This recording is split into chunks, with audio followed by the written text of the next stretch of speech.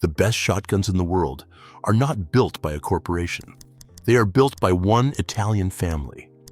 Perazzi, 62 Olympic medals, 21 gold, a record nobody has touched, and it started on a bench in his mother's kitchen with a patent his employer threw away.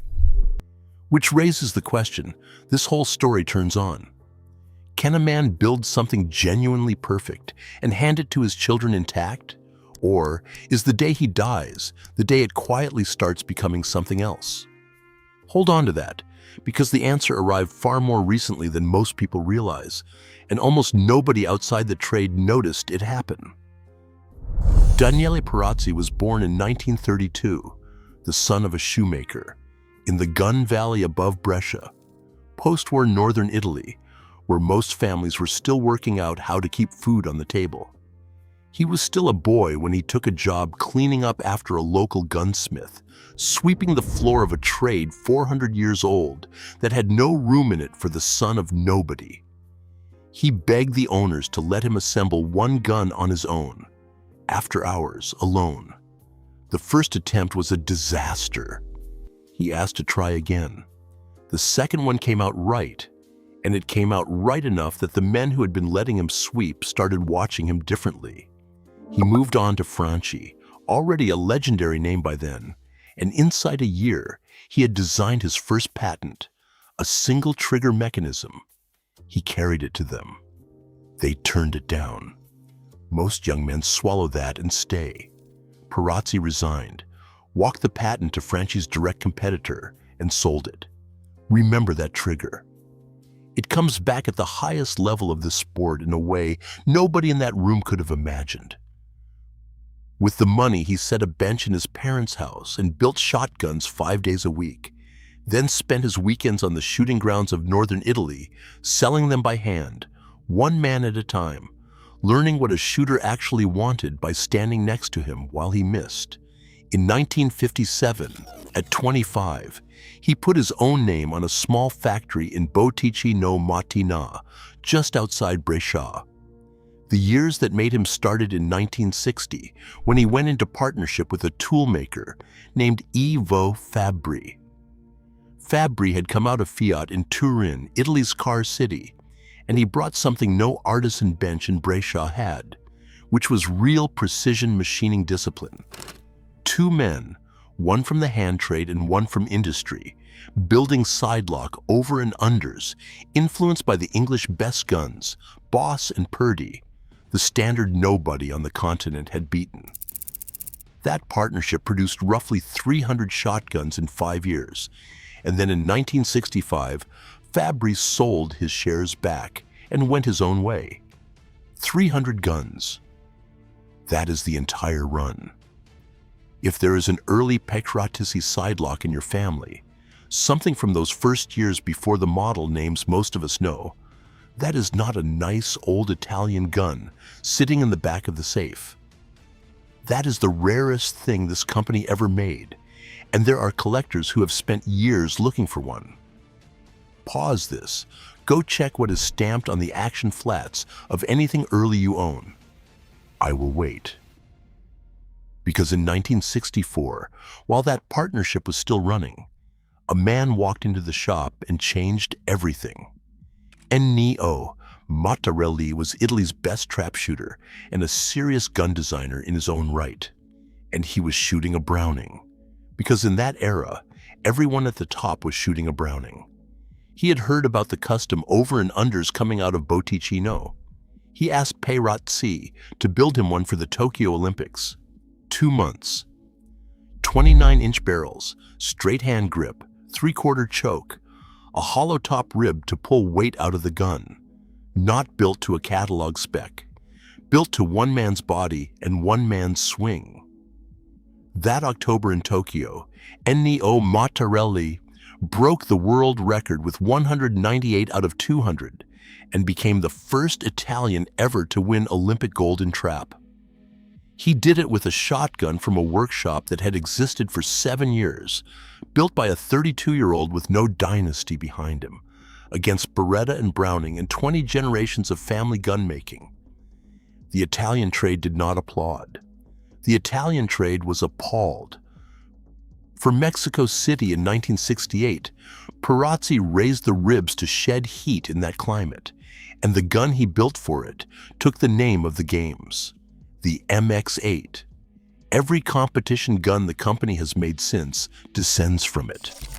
And here is where the thrown-away patent comes home.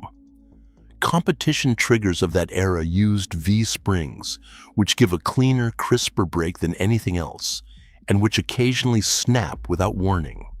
Snap one at an Olympic final, and your 4 years are finished standing on the line. So Perazzi made the trigger group drop out of the gun, push the safety forward past fire. The whole assembly comes away in your hand, a spare goes in, and you are back shooting inside the 2-minute allowance. The boy whose trigger design got refused built the trigger the entire sport now copies. What followed is not really arguable. At the 2008 Beijing Games, every single medal winner in shotgun shouldered a Perazzi. Across the history of Olympic clay shooting, the company has taken 62 medals, 21 of them gold, a record no other maker is near. That is the part people know. The part that matters more to most of us is what it did to the hunting guns.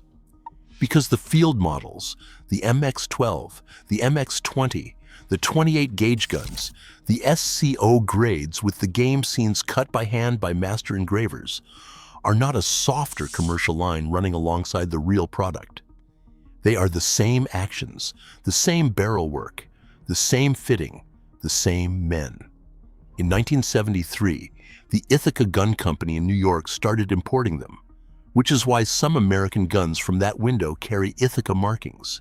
And after Ithaca's 1978 bankruptcy and a brief spell with Winchester, the company set up Perazzi USA and handled its own market.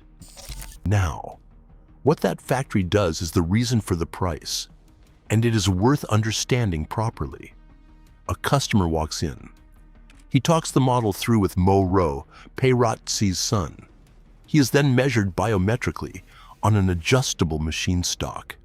He takes that mock gun into the underground range downstairs, and they correct point of impact and posture against how he actually mounts. Then, the climate-controlled wood vault opens, and he picks his own walnut blank out of hundreds. A computer-controlled machining center roughs the stock from the blank in about 30 minutes, roughly the length of a coffee. It goes back on the real gun for a second live test, and if he wants a standard finish, he can walk out of Botticino that same afternoon carrying an Olympic-class shotgun cut to his body. Which is exactly why the ownership rules on these are unforgiving. Do not refinish one. Do not have a well-meaning smith repolish a receiver or strip and redo a hand-oiled stock that took 100 applied coats, because you will erase in an afternoon the only thing that cannot be put back. And on a gun this bespoke, matching matters more than on anything else in your safe. Barrels, action, and forend should carry the same number. A swapped barrel set on a made-to-measure gun is not a footnote. It is most of the money. In 2012, at the London Games, Perazzi shooters took 12 medals, 4 of them gold. It was the high watermark of everything the man had built. He died a few months later, at 79, still working 10-hour days in the factory he had put up with his own hands. So, can a man build something perfect and leave it intact? Watch what he actually left. Not a brand, not a trademark, a method, a way of building where the gun is measured to the shooter and never the other way round, taught to 2 children who were in that factory every day of their lives. That is far harder to asset strip than a name is, and it is why I would still put my own money on a new Perazzi over anything else in its class. If a Perazzi ever comes to you, from a father, an uncle, an estate, do not clean it, do not refinish it, and do not let anybody talk you into freshening it up. It was built for one man. Now it is built for you. Last thing.